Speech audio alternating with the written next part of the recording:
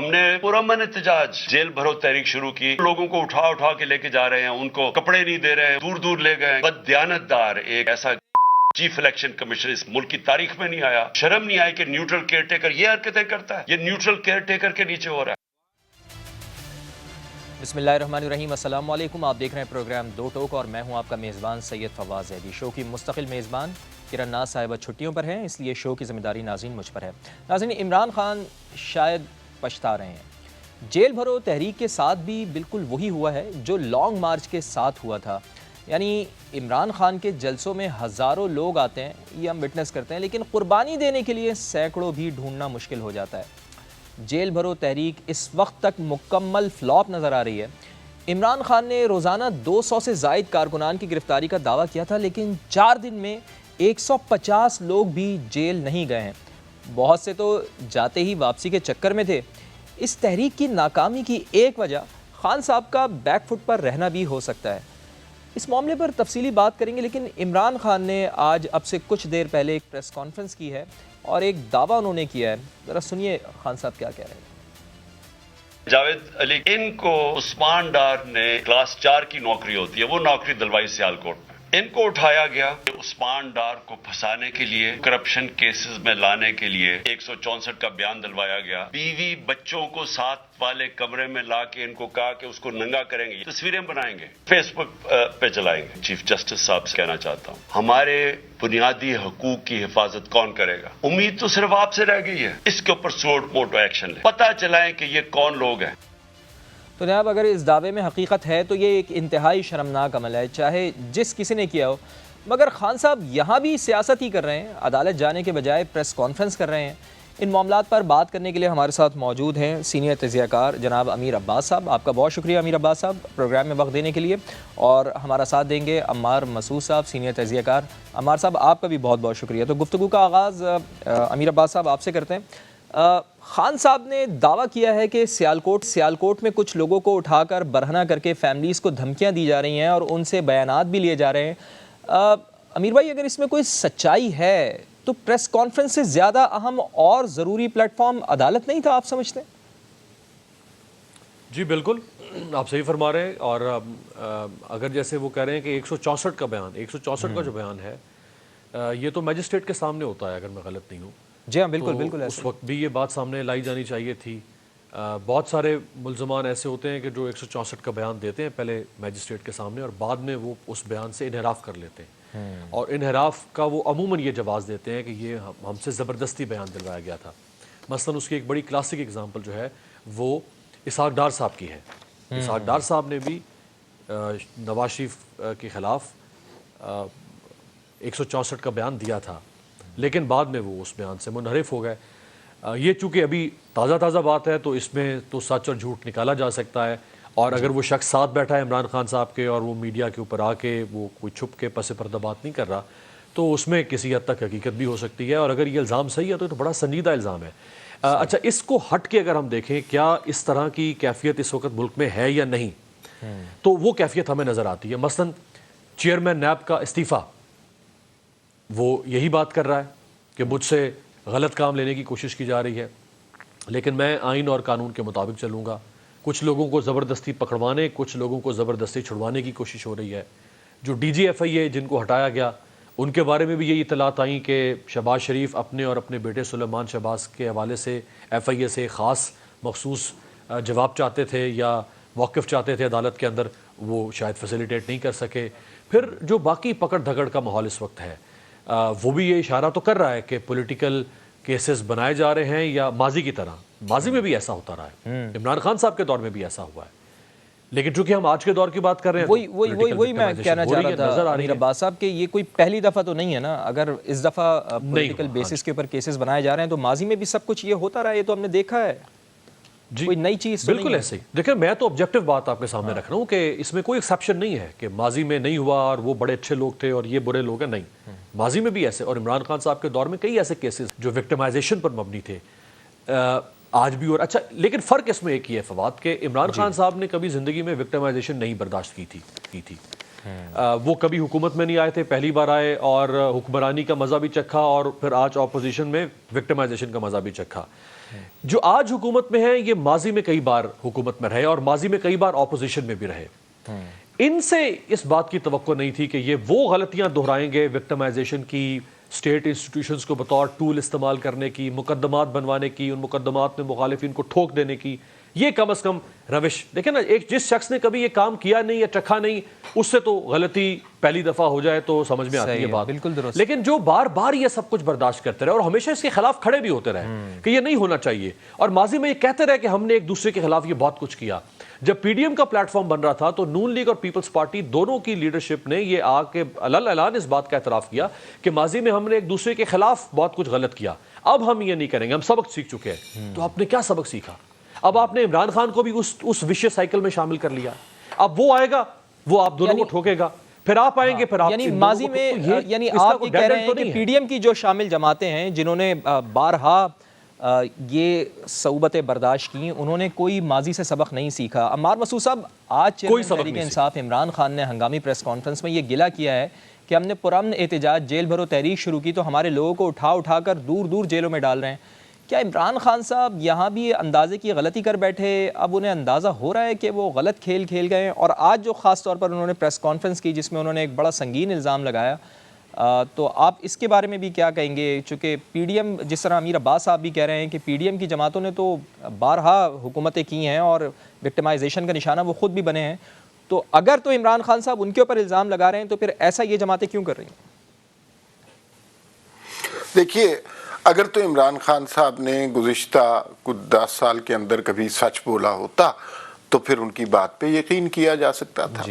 عمران خان کا آپ کوئی بیان اٹھا کے دیکھ لیجئے, اس کا جوابی بیان عمران خان کی اپنی تقریر میں موجود ہوتا ہے.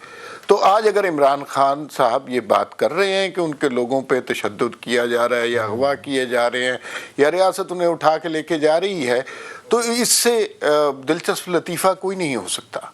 اور جیل بھرو تحریک کے حوالے سے بھی جو آپ نے فرمایا, یہ دیکھیے نا, اب یہ اس بات کی صرف انٹرٹینمنٹ کی ویلیو ہے. پہلے ایک شخص اعلان کرتا ہے کہ ہم جیل بھر دیں گے, پھر اس کے بعد جیل بھرنے کے لیے کوئی نہیں آتا. آپ سب نے دیکھا کہ جو ان کے اہم رہنما ہیں وہ تصویریں کھنچا کے وہاں سے سیلفیاں کھنچا کے نکل جاتے ہیں. جو خود آ کے پریزنر وین میں بیٹھ گئے تو اب وہ ضمانتوں کے چکر میں پڑے ہیں. اب اس بات پر ماتم کیا جا رہا ہے کہ انہیں جیل میں ڈال دیا گیا. یہ دیکھیے, عمران خان کی گزشتہ سارے عرصے کے بعد یو ٹرنز کے بعد اپنی باتوں سے پلٹنے کی بنا پر اب اس میڈیا میں ان کی ویلیو صرف انٹرٹینمنٹ کی ویلیو رہ گئی. ٹیلی ویژن چینل پورا ان کا خطاب دکھاتے ہیں اس لیے کہ اس سے ریٹنگ آتی ہے. ریٹنگ تو کسی اداکار کی بھی. لیکن عمار مسعود صاحب, کارکنان کیوں نہیں نکلے اتنی بڑی تعداد میں کہ جتنوں کا دعویٰ کیا جا رہا تھا کہ جی بہت بڑی تعداد ہوگی کارکنان کی, وہ نظر آئے گی, جیلیں بھر دیں گے, جگہ نہیں ہوگی. کیا وجہ ہے کہ کارکنان کیوں نہیں نکل پائے؟ بھائی بات یہ ہے, کارکنان لیڈر کو فالو کرتے ہیں. عمران خان صاحب اپنی ٹانگ پر پلستر باندھے وہاں پر بیٹھے ہیں, ہمیشہ اپنی بیماری کا عذر پیش کر دیتے ہیں. میرے ذاتی خیال میں عمران خان اس وجہ سے باہر نہیں نکلتے کہ انہیں پولیس کا ڈر نہیں ہے, انہیں آج کل مریم نواز کا خوف ہے, اس وجہ سے وہ باہر نہیں نکلتے. دوسری بات یہ ہے کہ عمران خان نے اس قدر بے تحاشا جھوٹ بولے ہیں لوگوں کے ساتھ. کبھی امریکی ساتھ اچھا عمار مسعود صاحب, جی عمار مسعود صاحب نے اب تک جتنے بھی فیصلے کیے ہیں وہ ہم نے یہ دیکھے ہیں, ماضی میں جتنے بھی فیصلے کیے ہیں وہ انہوں نے خود کیے تھے. مثال کے طور پہ اگر لانگ مارچ انہوں نے کیا تو پارٹی اس کی مخالفت کرتی تھی, لیکن خان صاحب نے یہ کیا. اسمبلی توڑنے کا فیصلہ عمران خان صاحب نے کیا, لیکن اس میں وہ کہتے تھے, ان کے جو رہنما تھے وہ کہتے تھے کہ جی ابھی نہ توڑیں. خاص طور پر چودھری پرویز الہی کی بھی بات کریں, انہوں نے بھی کہا تھا کہ جی ابھی آپ اسمبلی نہ توڑیں, لیکن خان صاحب نے اس کے باوجود یہ ڈیسیجن لیا. تو کیا اس دفعہ بھی جیل بھرو تحریک کا جو فیصلہ ہے وہ خان صاحب نے خود کیا ہے, یہ فیصلہ ان کا اپنا تھا یا یہ پارٹی قیادت کا فیصلہ تھا؟ دیکھیے, تحریک انصاف کو جماعت اس طرح کی تو ہے نہیں جس طرح کی باقی سیاسی جماعتیں ہیں. یہ ایک فرد ہے اور وہ فرد جو ہے اب کو بہت زیادہ ہوش و حواس والی باتیں نہیں کر رہا, اور اس وقت عمران خان جس طرح حکومت میں آئے تھے، اب تو میرے خیال میں باتیں بہت کھل گئی ہیں، وہ ایک کٹ پتلی کے طور پر سامنے آئے تھے، کس کس نے ہائیبرڈ نظام تخلیق کیا، یہ ساری باتیں اب آ چکی ہیں۔ عمران خان اب بھی کچھ اشاروں پر چل رہے ہیں، پارٹی سے مخالفت اس وجہ سے مول لیتے ہیں کہ کوئی شخص انہیں کہہ دیتا ہوگا کہ جیل بھرو تحریک شروع کریں۔ لوگوں کے اپنے مفادات اور مقاصد ہوتے ہیں، اس کے لیے عمران خان پہلے بھی استعمال ہوئے ہیں، اب بھی استعمال ہو رہے ہیں۔ جیل بھرو تحریک کا بنیادی مقصد یہ تھا کہ عمران خان کی گرفتاری نہ ہو۔ دیکھیے کس قدر ظلم کی بات ہے۔ اچھا ابھی عمار صاحب کن کے مقاصد کے لیے استعمال ہو رہے ہیں پھر؟ دیکھیے وہی لوگ کہیں نہ کہیں کام ضرور کر رہے ہوں گے جنہوں نے اتنا بڑا ہائیبرڈ نظام تخلیق کیا تھا، جنہوں نے ایک وزیر اعظم کی چلتی پھرتی حکومت کو، ایک ہنستے بستے پاکستان کو تباہ کیا تھا۔ اس میں سے چند کردار ہمارے سامنے آ گئے ہیں۔ یعنی اس کا مطلب یہ ہوا کہ کیا عمار مسعود صاحب آپ اب بھی ادارے کی نیوٹرلٹی کے اوپر سوال اٹھا رہے ہیں؟ مجھے ادارے کی اس وقت نیوٹرلٹی پر کوئی شک نہیں ہے، لیکن میں یہ نہیں سمجھتا کہ جس طرح لوگوں کے ذہنوں کو تبدیل کیا گیا تھا، جس طرح لوگوں کے گھر والوں تک رسائی کی گئی تھی، جس طرح میڈیا کو کنٹرول کیا گیا تھا، اس کے نتیجے میں جب آپ نے نیوٹرل ہونے کا فیصلہ کیا تو سارے لوگ نیوٹرل ہو گئے ہوں گے۔ ایسا نہیں ہو سکتا، یہ انسانی ذہن کی بات ہے۔ آپ نے میڈیا کے ذریعے، سوشل میڈیا کے ذریعے لوگوں کے ذہنوں میں اتنا زہر بکھیر دیا ہے کہ وہ اتنی آرام سے نکلے گا نہیں۔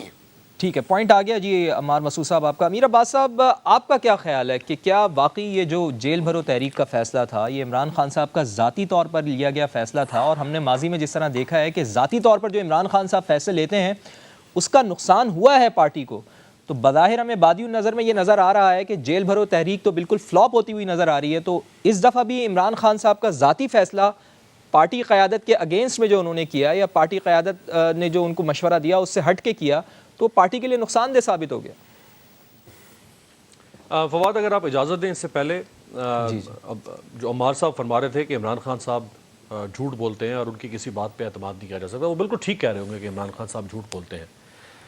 ہم عمران خان صاحب کو ایک لمحے کے لیے ایک طرف رکھ دیتے ہیں، یہاں سوال عمران خان صاحب کا نہیں ہے، سوال یہ ہے کہ اس دور میں جو کچھ ہو رہا ہے، یہ تو ایک کیس ہے نا، عمران خان جو اپنے ساتھ ایک شخص کو بٹھا کے اور وہ کہتے ہیں کہ یہ شخص یہ بات کر رہا ہے کہ اس کو اٹھایا گیا اور اس کے سامنے اس کی بیوی بچوں کو لایا گیا اور اس کو کہا گیا کہ تم زبردستی بیان دو عثمان ڈار کے خلاف، یہ ایک کیس وہ رکھ رہے ہیں، اس کیس کو سائڈ پہ رکھ دیں، یہ جھوٹا ہوا کیس، بہتان ہوگا، سب بکواس ہوگا، ڈرامہ ہوگا۔ شاہد اسلم ہمارا ساتھی صحافی، اس کو اٹھایا گیا جس طرح سے، کاش کہ وہ آپ چلاتے وہ ساری کہانی جو اس نے سنائی ہے کہ اس کو کس طرح سے اٹھا کے اس کو ہراساں کیا گیا، اسے مارنے کی دھمکیاں دی گئیں، اسے کہا گیا کہ کرسی بن جاؤ، اسے جسمانی طور پہ اسے جو ہے وہ اسے ہراساں کیا گیا، ذہنی طور پہ، نفسیاتی طور پہ۔ وہ شاہد اسلم کیا عمران خان کا صحافی ہے؟ وہ تو عمران خان کا بڑا سخت ناقد ہے۔ جو جمیل فاروقی کے کو منہ پہ تھپڑ مارے گئے، ایک ایک اس کیس کی ہیئرنگ میں نے اپنی آنکھوں کے سامنے اٹینڈ کی، جو کچھ اس کیس میں ہوتا رہا، جنہوں نے اٹھایا انہوں نے کہا ہمارا کام ہی نہیں ہے اس سے لینا دینا، لے جائے اس کو، ہم نے تو غلط اٹھایا ہے، بعد میں کسی اور کے حوالے کر دیا۔ یہ عمران خان کی کہانی تو سنائی ہوئی نہیں۔ عمران ریاض کے ساتھ بھائی وہ غلط ہوگا صحافی، اس کے کچھ بھی کہہ لیں آپ، اس کی صحافت کے اوپر آپ تنقید کر لیں، لیکن جس طرح عدالت سے عدالت، عدالت سے عدالت، تھانے سے تھانے، تھانے سے تھانے اس کو پھرایا گیا، وہ عمران خان کیا وہ کوئی اینیمیشن کر کے 3D اینیمیشن سے دکھا رہا تھا؟ یہ ہوا، یہ تو زمینی حقائق ہے۔ اعظم سواتی کو یہاں سے اٹھایا گیا 2 دفعہ اسلام آباد میں، پھر اٹھا کے بلوچستان پھینکا۔ لیکن امیر عباس صاحب یہ نہ بھولیں کہ خان صاحب کے دور میں بھی تو پھر اس طرح کی چیزیں ہوئی نا، گولیاں بھی چلیں صحافیوں کے اوپر، ان کی ٹانگیں بھی توڑی گئیں، یہ بھی ہمیں نہیں بھولنا چاہیے۔ نہیں دیکھیں کیا میں نے یہ کہا کہ میں نے تو پہلے آپ کے پہلے سوال کے جواب میں کہا کہ خان صاحب کے دور میں پولیٹیکل وکٹمائزیشن ہوئی، لیکن کیا پولیٹیکل وکٹمائزیشن اگر ہوئی تو پھر آج ہوئی، پھر کل بھی ہوگی، پھر پرسوں بھی ہوگی، پھر یہ تو ایک ہم لا یعنی بحث شروع کر دیں گے فواد، پھر تو شروع کر دیں پولیٹیکل وکٹمائزیشن، پھر پاکستان بننے کے بعد سے کہانی شروع کر دیں، پھر صحیح یہ کب ختم ہوگا پھر سلسلہ؟ ہاں یہ فسطائیت کا سلسلہ کب ختم ہوگا؟ یعنی ایک فسطائیت کا جواز دوسری فسطائیت سے نہیں ہو سکتا۔ جب فسطائیت عمران خان نے کی انہی پلیٹ فارمز کے اوپر بیٹھ کے لیکن جب تک سیاستدان اپنی غلطیوں کو تسلیم نہیں کریں گے امیر عباس صاحب، بدقسمتی سے پاکستان میں یہی سب کچھ چلتا رہے گا، تو ہمیں سیاستدانوں کو اپنی غلطیوں سے سیکھنا ہوگا، چاہے وہ عمران خان صاحب ہوں، چاہے وہ نواز شریف صاحب ہوں، چاہے شہباز شریف صاحب ہوں، چاہے آصف علی زرداری صاحب ہوں۔ ایک اور اہم معاملہ ہے، میں چاہوں گا کہ اس کے اوپر بھی آپ کامنٹ کریں۔ آج سندھ ہائی کورٹ بار نے بھی سپریم کورٹ سے فل کورٹ بنانے کا مطالبہ کیا ہے۔ حکومتی اتحاد عدالت کے اندر اور باہر دونوں جگہ فل کورٹ کا مطالبہ کر رہا ہے۔ اب حکومت اور بار کی تجویز منظور ہوتی ہوئی نظر آ رہی ہے آپ کو سر؟ دیکھیں فواد، بینچ بنانا تو چیف جسٹس کا ہمیشہ سے پریروگیٹو رہا ہے۔ اب سوال یہ ہے کہ کیا آج بار کاؤنسلز یا بار ایسوسیشنز یا پولیٹیکل پارٹیز کے مطالبے یا دباؤ کے اوپر عدالت بینچ تبدیل کر دیتی ہے؟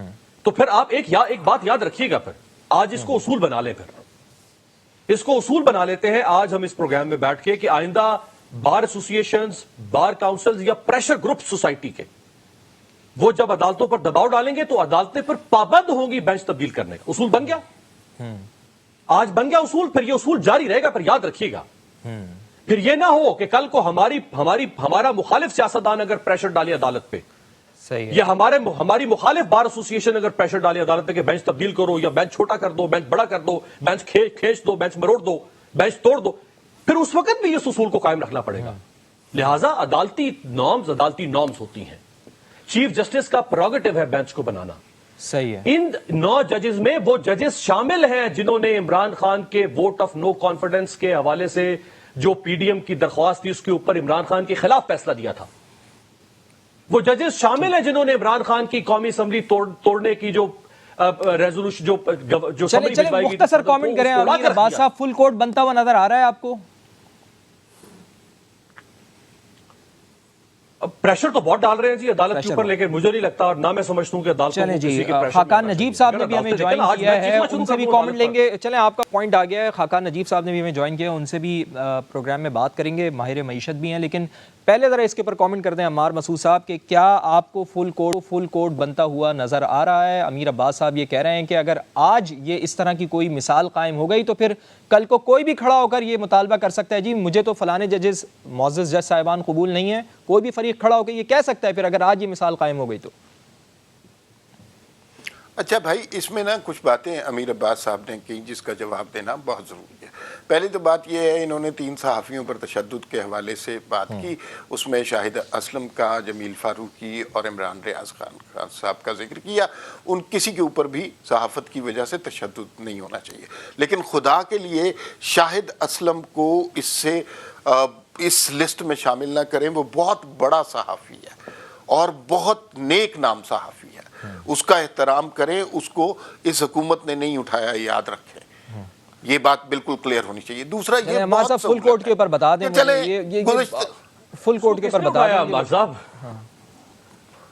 بھائی۔ بات یہ ہے کہ فل کورٹ کے حوالے سے میں یہ سمجھتا ہوں کہ جب ججز اس طرح بے نقاب ہونا شروع ہو جائیں، جب ان کی اس قدر زیادہ جانبداری سامنے آنے شروع ہو چکے، جب ان کے اثاثوں کے بارے میں معاملات ایسے ہوں کہ جو بہت ہی تکلیف دہ ہوں، تو پھر پہلی بات تو یہ ہے ایسے ججز کو لیکن عمار مسعود صاحب ابھی تک کچھ ثابت نہیں ہوا، سب الزام ہے ابھی تک، ابھی تو صرف الزام ہے نا، ابھی کوئی ثابت تھوڑی ہوا ہے بھائی۔ دنیا میں جج پہ الزام لگ جائے تو یہ کافی، میری بات سنیں کہ دنیا میں جج پر الزام لگ جائے تو یہ کافی ہوتا ہے، یہ حق ہوتا ہے درخواست گزار کا کہ اگر آپ کو شک ہے، صرف شک ہے، ثبوت آپ کے پاس نہیں ہے کسی جج پر کہ وہ جانبدار، لیکن یہاں پر تو سر سب کے اوپر الزامات لگتے ہیں، جسٹس قاضی فائز عیسیٰ کے اوپر الزام لگایا اور پھر وہاں وہی حکومت پھر رو رہی ہے کہ جی ہم نے غلط کام کیا۔ الزام تو سبھی لگاتے ہیں یہاں پر عمار مسعود صاحب۔ دیکھیے وہ کیس بالکل اس سے ڈیفرنٹ ہے، آپ کہاں قاضی فائز عیسیٰ کو اس سے ملا رہے ہیں؟ قاضی فائز عیسیٰ اتنا بڑا نام ہے، تحریک پاکستان میں ان کے والد کی اتنی زیادہ جد و جہد ہے، آپ قاضی فائز عیسیٰ کو ان لوگوں سے ملا رہے ہیں؟ وہ لوگ جو تمام ججز ہمارے لیے معظم ہیں اور کسی جج کے اوپر اس طرح کے الزام لگانا ہے یہ بہت بڑی زیادتی ہے۔ خاقان نجیب صاحب کو بھی میں شامل گفتگو کر لیتا ہوں، چونکہ ملک میں مہنگائی کی شرح بھی بڑھ گئی ہے، 41% تک مہنگائی کی شرح بڑھ گئی ہے، ادارہ برائے شماریات یہ کہہ رہی ہے۔ خاقان نجیب صاحب بہت وارم ویلکم آپ کے پروگرام میں۔ حکومت نے IMF کی ایک اور شرط مان لی ہے سر، شرح سود میں بھی مزید 2% اضافے کا فیصلہ کیا گیا ہے، کیا اثرات پڑیں گے اس کے معیشت پر اور مزید کتنے مطالبات اور ہیں سر جو اس پاکستانی قوم کو ماننے ہیں اور کتنی مزید مہنگائی ہمیں برداشت کرنی ہے ابھی؟ بسم اللہ الرحمن الرحیم۔ ایک تو میں نے بارہا ہمیشہ کہا ہے کہ پاکستان اگر IMF کے پروگرام کو ڈیلے کرے گا تو اس کے کانسیکوینسز اچھے نہیں ہوں گے. ہم اب سے نہیں، ہم پچھلے 14 مہینے سے یہ کرتے چلے جا رہے ہیں. اور آپ کے زر مبادلہ کے ذخائر، جب چائنیز لون نہیں آیا تھا 700 ملین کا، تو صرف $3.2 بلین رہ گئے تھے. اب بات کر لیتے ہیں کہ کیا IMF کی کنڈیشنالٹیز ہیں کہ وہ ہمارا جو پروگرام ہے اس کو آگے لے کر چل سکے اور 9th ریویو کو کمپلیٹ کر سکے. دیکھیں IMF نے آپ کو یہی کہا ہے کہ جو آپ کے انرجی کے لاسز ہیں ان کو کم کرنے کے لیے پرائسنگ چینجز کر لیجئے. IMF نے آپ کو یہی کہا ہے کہ آپ کے جو ٹیکسز میں کمی ہے اس کو پورا کر لیجئے، اور اس کے ساتھ ساتھ اپنی شرح سود کو بڑھائیے. اور وہ اس کی وجہ بڑی سمپل ہے، آپ نے صحیح ایکسپلین کیا. 41% آپ کا SPI ہے جس کو سینسٹیو پرائس انڈیکس کہتے ہیں، پر آپ کا جو کور ہے، جو جس کو ہم کور انفلیشن کہتے ہیں، نان فوڈ نان انرجی، وہ 19.4% کے قریب ہے رورل. تو آپ کا جو ریئل انٹرسٹ ریٹ ہے، اور آپ کی CPI بھی 27.6% ہے، ابھی فیبرری کی آئے گی تو وہ بھی زیادہ آئے گی. So real interest rate negative ہے. سو اکانومیز کو سلو کرنے کے لیے دنیا بھر میں اس وقت مانیٹری ٹائٹننگ کی جا رہی ہے. سو IMF بھی آپ سے یہی کہہ رہا ہے. گورنمنٹ نے یہ بات اس طرح بھی مان لی ہے کہ ابھی گورنمنٹ نے جو ریسنٹ بوروئنگ کی ہے وہ تقریباً 19.9% پہ کی ہے، جو بینکوں سے میرا خیال ہے 250 ارب کے قریب بورو ہوا ہے. سو یہ بات آپ کی درست ہے. ابھی 2 چیزیں رہ گئی ہیں آئی تھنک جو ہم نے IMF کے ساتھ طے کرنی ہے. ایک آسان ہے، وہ پھر ہمارے کچھ پاور سیکٹر کے ایریئرز ہیں، کچھ پاور سیکٹر کے ڈیٹس ایکیومولیٹ ہو رہے ہیں، کچھ پاور سیکٹر کی انٹرسٹ پیمنٹس ایکیومولیٹ ہو رہی ہیں بیکاز ہماری ایفیشنسی ویک ہے. کسی نے ہمیں نہیں منع کیا، ایفیشنسی کو ٹھیک کرنے کا اونس پچھلے 30 سال سے ہمارے پہ ہی ہے. کوئی بھی حکومت اس چیلنج کو پورا نہیں کر سکی. That is the honest truth, اور جس چیز کو ہمیں ایکسیپٹ کرنا چاہیے. تو وہ یہی کہتے ہیں کہ آپ قیمت بڑھا کے پھر لوگوں پر بوجھ ڈال دیجئے. اور یہ بوجھ کب تک پڑتا رہے گا؟ یہ بڑا اہم ہے کہ بجلی آپ کہہ رہے ہیں کہ مزید مہنگی ہوگی، اور سب سے اہم چیز یہ ہے کہ نجیب صاحب میں آپ سے یہ پوچھنا چاہوں گا بریک کے بعد کہ کیا اگر پاکستان کو IMF کا یہ فنڈ مل جاتا ہے تو اس کے بعد دوست ممالک سے بھی جو فنڈنگ ہوگی اس کے بعد کوئی مہنگائی میں کمی ہو سکتی ہے؟ پاکستانی عوام کے لیے کوئی اچھی خبر ہو سکتی ہے؟ بریک لیتے ہیں اور بریک کے بعد اپنی گفتگو کا سلسلہ یہیں سے آگے بڑھائیں گے.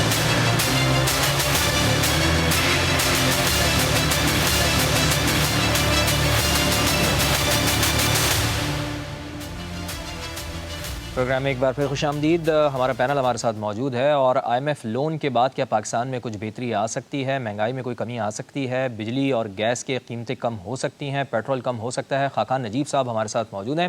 خاقان صاحب، پاکستان کو کل چین سے 70 کروڑ ڈالر کا قرض بھی مل گیا ہے. گزشتہ چند سالوں میں چینی قرض میں کافی تیزی کے ساتھ اضافہ بھی دیکھنے میں آیا ہے. کچھ لوگ ہمارے معاشی بحران کو اس قرض سے بھی جوڑ رہے ہیں، اور اس وقت پاکستان پر جو بیرونی قرضہ ہے اس میں آپ کیا سمجھتے ہیں کہ چین کا کتنا حصہ ہے، اور کیا آپ کو لگتا ہے کہ واقعی چینی قرض نے ہماری معیشت کو شدید متاثر کیا ہے؟ تو آپ کے سب سوالات جو ہیں وہ بہت ہی کلیدی ہیں اور بہت اچھے ہیں. یہ اس لیے میں کہتا ہوں کہ ایک تو ریئلائز یہ کرنا ہے کہ خالی IMF سے بات بنے گی نہیں. IMF کے ساتھ ساتھ جب تک فرینڈلی کنٹریز جن میں سعودی عربیہ، UAE، قطر اور چائنا شامل ہیں اپنے پیسے ہمیں دیں گے نہیں تو یہ ہم گزارا کر نہیں پائیں گے. آپ کے جو ریزروز کی پوزیشن بیفور یہ $700 ملین آنے کی تھی وہ میں نے آپ کو جی غالباً رابطہ منقطع ہوا ہے خاقان نجیب صاحب سے، اور کوشش کریں گے کہ ہم خاقان کو دوبارہ سے لیں. عمار مسعود صاحب، میں کوشش کروں گا کہ خاقان نجیب صاحب کو دوبارہ لوں اور IMF پروگرام کے حوالے سے بات کریں، لیکن وہ جس طرح کہہ رہے ہیں کہ صرف IMF کے پروگرام سے ہمارا کام نہیں بنے گا، دوست ممالک کو مدد کرنے کے لیے سامنے آنا ہوگا. لیکن اس حکومت کے حوالے سے اگر ہم بات کریں تو اس حکومت کے لیے عمران خان تو چیلنج ہیں ہی، لیکن سب سے بڑا چیلنج مہنگائی ہے. مہنگائی کے اوپر کیسے قابو پائے گی یہ حکومت؟ اب جبکہ آگے رمضان المبارک کا بابرکت مہینہ بھی آ رہا ہے، لوگ کس طرح سے گزارا کریں گے؟ تو آپ کیا سمجھتے ہیں کہ یہ بہت بڑا چیلنج ہے، اس کو ہینڈل کیسے کر پائے گی حکومت؟ جی یہ بہت بڑا چیلنج ہے اور اس سے انکار نہیں کیا جا سکتا کہ جتنی مہنگائی ہو گئی ہے اس سے عوام کی زندگی بڑی تکلیف دہ ہو گئی ہے، اور کوئی بھی شخص اس حکومت کے طرف سے کی گئی اس مہنگائی کو انڈوس کرتا ہے، کہتا ہے بہت اچھی بات ہے، اور یہ وہ تو بالکل غلط بات ہے. عوام کی زندگی شدید عذاب میں ہے اور اب لوگوں کا جینا دو بھر ہو چکا ہوا ہے. اس بات کو مان لینا چاہیے، یہ اٹل بات ہے۔ ہاں البتہ اس پہ بات ہو سکتی ہے کہ یہ IMF کے معاہدے کے چکر میں ہم پڑے کیوں ہیں۔ آپ کو یاد ہے کہ عمران خان صاحب نے جب یہ معاہدہ کیا تھا اور جس طرح کا معاہدہ کیا تھا، میڈیا میں بہت سی سین وائسز تھیں، لوگ لکھ لکھ کے تھک گئے، چیخ چیخ کے تھک گئے کہ ہم اس معاہدے کے تحت پاکستان کو IMF کے ہاتھوں گروی رکھ رہے ہیں، اور اس وقت کسی نے نہیں سنی کیونکہ اس زمانے میں مثبت رپورٹنگ کا دور تھا، لہٰذا اس طرح کی ساری آوازوں کو دبا دیا گیا۔ لیکن عمار مسعود صاحب، خان صاحب کی جو انہوں نے معاہدہ کیا تھا وہ تو ہم نے اس کا خمیازہ بھگتا ہے، لیکن جو کام اسحاق ڈار صاحب نے کیا ہے ان کی نیگلیجنس کا بھی تو خمیازہ ہم اس سے کہیں زیادہ بھگت رہے ہیں، چونکہ مفتاح اسماعیل صاحب نے بھی اس کے اوپر تحفظات کا اظہار کیا تھا۔ دیکھیے میں یہ سمجھتا ہوں کہ یہ جو معاہدہ اب ہوا ہے، جو اسحاق ڈار صاحب جس کے لیے تگ و دو کر رہے ہیں، یہ بنیادی طور پر اسی معاہدے کی کنٹینیوشن ہے، اسی معاہدے کے زیر تحت زیر اثر یہ معاہدہ کیا گیا ہے۔ میں اس بحث میں نہیں پڑھ رہا کہ مفتاح اسماعیل زیادہ بہتر وزیر خزانہ تھے یا اسحاق ڈار، اور میں یہ بات بھی مانتا ہوں کہ ان کی وزارتوں کا بنیادی مقصد عوام کی فلاح، عوام کے لیے سستی چیزیں فراہم کرنا ہے، لیکن اس وقت جس جنگل میں عمران خان ہمیں پھنسا کے گئے ہیں، اس کے بعد ان لوگوں کے جو میں یہ سمجھتا ہوں کہ جو پوری کوشش کر رہے ہیں، ان لوگوں کے پاس کوئی راستہ نہیں چھوڑا اس معاہدے نے۔ عمران خان پاکستان کو اس نہج تک پہنچا گئے ہیں جہاں پاکستان کو وہ سری لنکا بنانا چاہتے تھے۔ چلے جی، وہ تو سری لنکا بنانا چاہتے تھے، لیکن امیر عباس صاحب کیا عوام اس بات کو مانے گی ایک سال بعد بھی کہ اس وقت جو ملک میں ہو رہا ہے اس سب کا جو عمران خان صاحب ہی اس کے ذمہ دار ہیں؟ کیا عوام اس بات کو مانے گی؟ جی نہیں، دیکھیں ایک وقت ہوتا ہے حکومت کو جو دیا جاتا ہے، جس طرح ہنی مون پیریڈ کہا جاتا ہے، 2 مہینے 3 مہینے، اس وقت تک تو آپ حکومت کو بینیفٹ آف ڈاؤٹ دے سکتے ہیں کہ حکومت ابھی انتظامات سنبھال رہی ہے، گورننس کے اپنے اصول لاگو کر رہی ہے، ٹرانسفر پوسٹنگ کر رہی ہے۔ اب تو 10.5 مہینے ہو چکے ہیں، 10.5 مہینے کے بعد تو کوئی جواز نہیں بنتا۔ 10.5 مہینے کے بعد تو پھر وہ منظر بھوپالی کا شعر بنتا ہے کہ لائیے عوام کو جواب دیجئے، دیش کی تباہی کا حساب دیجئے۔ اب تو آپ کو بتانا پڑے گا۔ اچھا خاقان صاحب آپ کے ساتھ بیٹھے ہیں، جی جی، ہم تو انہی ماہر معیشت جو ہیں ان کو سن کے ہی کچھ معیشت کی سوجھ بوجھ رکھتے ہیں۔ کوئی ایک short term, mid term, long term plan ایک پاکستان کی معیشت کو ٹھیک کرنے کا اگر مفتاح اسماعیل سے لے کے اسحاق ڈار صاحب تک نے کسی پریس کانفرنس میں قوم کو بتایا ہو بلیک اینڈ وائٹ میں کہ اگر ہماری حکومتیں رہیں، آتی رہیں، ہم 10 سال میں یہ کریں گے، 20 سال میں یہ کریں گے، 50 سال میں ہم یہ کریں گے، کم از کم ہم نے تو نہیں ایسا کچھ سنا۔ یہ تو ڈنگ ٹپاؤ ایڈھاکزم کی پالیسی ہے۔ یہ کوئی 22واں یا 23واں پروگرام ہے IMF کا، جو جب پہلا پروگرام ہم نے لیا ہوگا یہی سوچ کے لیا ہوگا کہ اس کے بعد اب کبھی بھی نہیں لیں گے اور ہم ملک کو ٹھیک کر لیں گے، پھر دوسرا لیا یہی سوچ کے، پھر 5واں لیا، 10واں لیا، 20واں لیا، 22واں یا 23واں، یہی سوچ کے لیتے ہیں کہ اب نہیں لیں گے، اس کے بعد سب ٹھیک ہو جائے گا، لیکن نہیں ٹھیک ہو پا رہا۔ سو اس کا مطلب ہے کہ آپ کو اپنی اکانومی کو، اپنی پورے معاشی ڈھانچے کو ریسٹرکچر کرنا ہے۔ آپ کی اپنی کوئی انڈیجنس گروتھ رہی ہے، آپ ایگریکلچر ملک ہوتے ہوئے سویابین تک کاشت نہیں کرتے ہیں، باہر سے منگواتے ہیں۔ چلے لیکن مفتاح اسماعیل تو یہ کہہ رہے ہیں کہ ابھی ہمیں ایک اور پروگرام میں IMF کے پروگرام میں جانا پڑے گا۔ ذرا آپ خاقان نجیب صاحب بھی ہمارے ساتھ دوبارہ سے ریکنیکٹ ہو گئے ہیں۔ خاقان نجیب صاحب مجھے یہ بتائیں کہ ایک تو اس وقت ایک عام پاکستانی کے اوپر کتنا قرضہ ہے، بیرونی قرضہ پاکستان کے اوپر مجموعی طور پر کتنا ہے، اور اس میں خاص طور پر چائنا کا حصہ کتنا ہے؟ چونکہ کچھ لوگوں کا یہ خیال ہے جو یہ تاثر دے رہے ہیں کہ پاکستانی معیشت کے اوپر چائنا کے قرض کی وجہ سے پریشر پڑ رہا ہے۔ کیا یہ زیادہ پریشر ہے؟ کیا یہ درست ہے بات؟ جہاں سے بات ٹوٹی تھی وہیں سے پک اپ کرتے ہیں۔ ایک تو یہ کہ IMF سے الون بات بنے گی نہیں، اس وقت ہمیں چائنا، UAE، سعودی عربیہ اور قطر، ان چاروں کی جو مالی معاونت ہے وہ حاصل کرنی پڑے گی اگر ہم نے اپنے ریزروز کو اس پوزیشن پر لے کر جانا ہے جس میں ہم تھوڑا سا یہ جو جٹرینس ہے مارکیٹس کی، یہ جو ڈسکمفرٹ ہے، اس میں سے نکل سکیں۔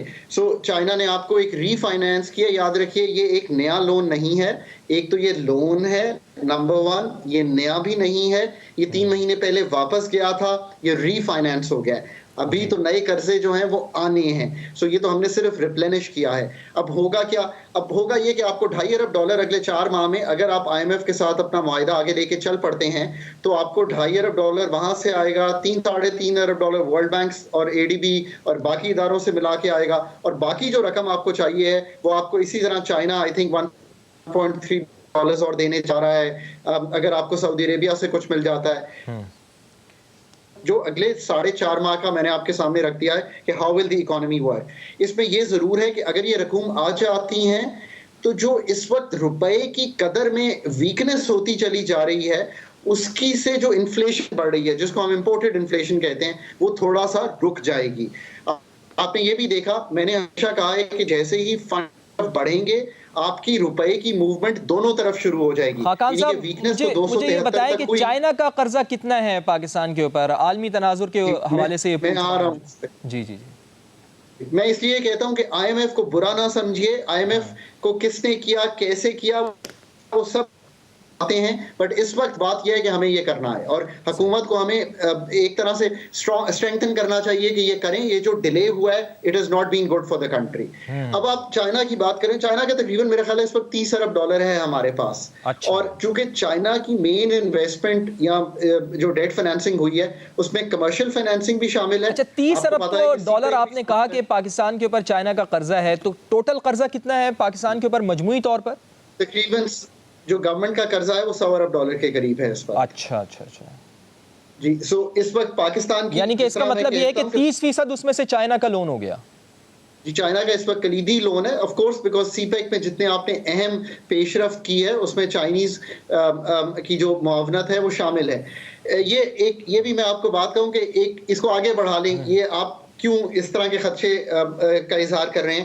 ہمیں $25 ارب کا قرضہ واپس کرنا ہے 2023 اور 24 کا جو مالیاتی سال ہوگا. ٹھیک, اب آپ لوگ اس پہ بہت پریشان ہو گئے ہیں پاکستان میں کہ جی پاکستان کو کوئی بہت بڑی ریسٹرکچرنگ چاہیے, یہ چاہیے آن دا ڈیٹ سائڈ. یہ اتنا بڑا ایکچولی مسئلہ نہیں ہے, بیکاز اگین بہت سے لوگ اس پہ گفتگو کرتے ہیں بغیر یہ جانچے کہ $9 بلین تو اس میں سے صرف ڈپازٹس ہیں جو UAE, kingdom of Saudi Arabia اور چائنا. خاقان نجیب صاحب, چونکہ ہمارے پاس وقت بالکل ختم ہو گیا اس سیگمنٹ کا, آپ کا ماہر معیشت خاقان نجیب صاحب ہمارے ساتھ موجود تھے, امیر عباس صاحب ہمارے ساتھ موجود تھے اور عمار مسعود صاحب ہمارے ساتھ موجود تھے. آپ سب کا بہت شکریہ. پروگرام کے آخری سیگمنٹ میں ابھی ہم بریک پہ جا رہے ہیں اور بریک کے بعد جب ہم واپس آئیں گے تو کل راجن پور میں ضمنی انتخابات کا معرکہ ہونے جا رہا ہے. PDM میں شامل 2 اہم جماعتیں پاکستان مسلم لیگ نون اور پاکستان پیپلز پارٹی, ان دونوں کا کوئی مشترکہ امیدوار کیوں نہیں آ سکا, اس کے اوپر تفصیل سے بات کریں گے. اختر گورچانی صاحب ہمارے ساتھ پاکستان پیپلز پارٹی سے موجود ہوں گے ایک بریک کے بعد.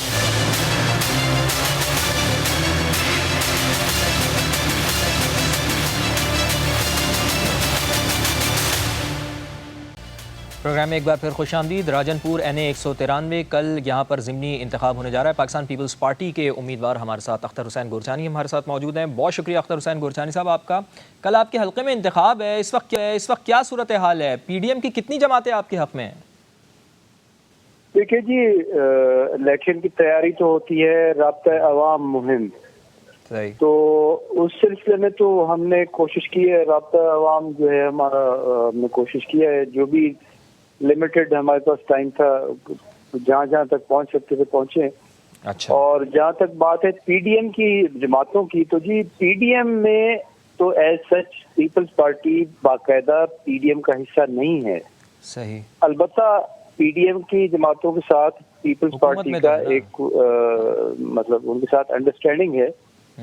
تو اس سلسلے میں یہ ہے کہ PDM جماعتیں تو ہمیں اس طرح سپورٹ نہیں کر رہی کیونکہ نون لیگ کا اپنا ایک کینڈیڈیٹ میدان میں ہے, اور ہم تو پیپلز پارٹی کی طرف سے اور اپنی عوام کی. اچھا سر, یہ بتائیں ماضی میں جتنے بھی الیکشنز ہوئے ہیں PDM کا مشترکہ امیدوار ہی سامنے آیا ہے, کیا وجہ ہے اس بار مسلم لیگ نون نے اپنا امیدوار بھی وہاں سے کھڑا کیا ہے؟ کیا وجہ ہے کہ آپ انہیں دستبردار کرانے میں کامیاب نہیں ہو سکے, یا وہ آپ کو؟